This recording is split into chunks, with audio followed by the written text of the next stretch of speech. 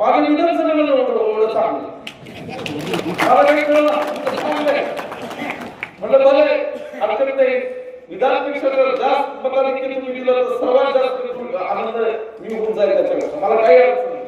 परंतु या दोन्ही सीटा आपल्याला ताकदीने निवडून आणायच्या आणि तुम्ही बाकीची चिंता करू नका. हे भाजपाला काय एकच नाही, देशात आमची सत्ता आहे, राज्यात आमची सत्ता आहे, म्हणून इथं आमची सत्ता नाही का तुमची अमेरिकेत सत्ता असेल आणि इथल्या माणसांचे प्रश्न कोण सोडवणार? पहिलं सोडवणं करता समजले तरी पाहिजे प्रश्न काय. मला म्हणायचं की तुमची सत्ता देशात राज्यात होती. 2 महिन्यापूर्वी 1.5 महिन्यापूर्वी पलूस नगरपालिकेची इलेक्शन होती. काय पलूसच्या नगरपालिकेत झालं? 21 पैकी 17 जागा काँग्रेस पक्षाकडे निवडून आल्या.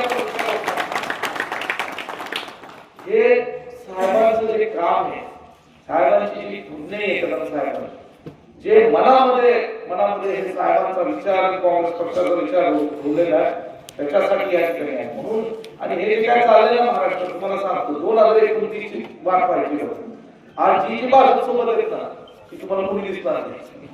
हे एक एक करून चाललंय त्यांचा कार्यक्रम आणि महाराष्ट्राच्या राजकारणात 2च पक्ष राहतील, भाजप आणि काँग्रेस पक्ष राहील. म्हणून ताकदीने येणाऱ्या दोन्ही सीटा माझ्या सर्व माता भगिनींना विनंती आहे, तुम्ही आज इथं पुरुषांच्या बरोबरीने बसलेले 50%. आमच्या वर्षात काही उमेदवारी मिळाली. का मिळाली उमेदवारी?